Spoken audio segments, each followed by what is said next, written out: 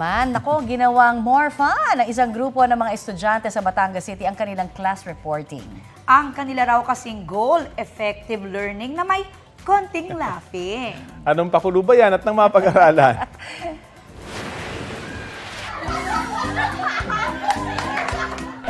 Ayan, in their puppet mode ang mga estudyanteng yan sa pag-report sa harap ng kanilang klase. Ay kay Hughes Cooper Aurelane Nicole De Castro, naatasan kasi silang gumawa ng report tungkol sa isang topic.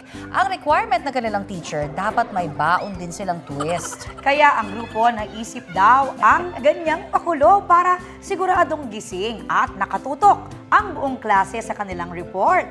Ang ending, tutok sa kanila pati ang netizens. Super natuwa naman daw ang kanilang teacher sa kanilang pakulo. Hindi pa nga lang nire-reveal ang kanilang grado. Kung online naman ang pag-uusapan, mukhang pasado dahil may mahigit 3.1 million views na ang video na yan.